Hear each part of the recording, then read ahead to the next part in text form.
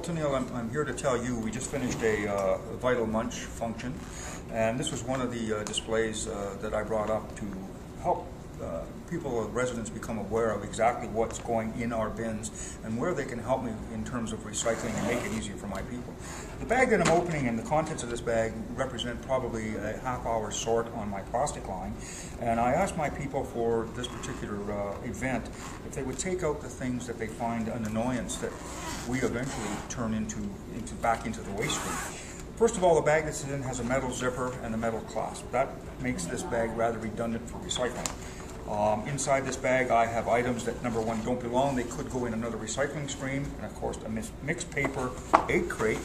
More importantly, a styrofoam 8 carton. It certainly doesn't belong. The bins are all marked. Now here we have a Wilson tennis ball with a metal rim on the edge, but more importantly it contains 3 golf balls. Again, I don't think it was a malicious attempt at distorting our recycling, but it is something that is rather awkward. In this particular box, it contains a large number, if you will, and I have many more at the plant, at the facility, of sharps.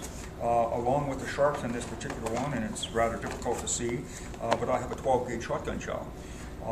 These are items that come in that can be potentially very dangerous to my staff, and there are items, of course, that are not recyclable.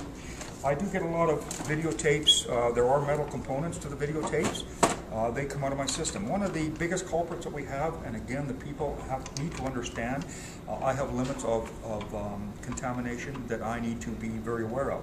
When we have a metal axle, or in this case screws that hold the toys together, that makes it rather impossible for my people to take the time to take this toy apart. If this toy could be dismantled at home and put into the plastic bins, that would make things a lot easier and more practical at my end.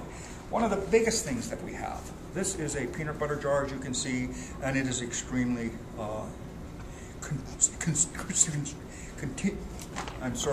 it is extremely contaminated with a layer of peanut butter inside the jar.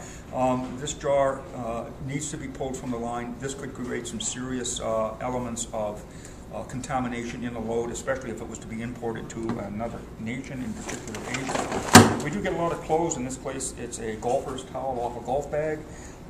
Again, in our plastic bin. How and why these are ending up in our plastic bin is a bewilderment to me. However, they're there nevertheless. Clothes hangers, and we get a multitude of these from the stores. With the metal clips, again, my people do not take time to rip the clips off, but if the residents at home would rip those off, it would be a big savings to us, because this in itself belongs into the waste stream. Here we have a tool. I've seen it advertised on TV. This is a dog groomer's tool for doing the nails. So it has batteries, it has a small electric motor. Again, it's in our plastic bin. Guess what? Because the outside is in fact plastic. Styrofoam. I have a metal spray can, maybe because it had a plastic top, I'm not sure. The metal containers that you have, most people think that they are recyclable. I am allowed a certain amount of contamination, so we do allow this into our stream.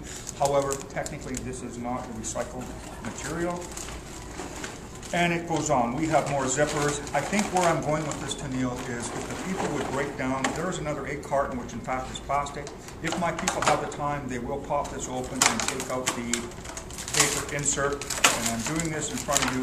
It is that simple. This would then go into your waste paper recycler. This would go into your plastic bin, whether it's in your garage or not. So a lot of these items, it just takes but a minute to break them down so that when they come to our facility, they are not thrown into the waste stream.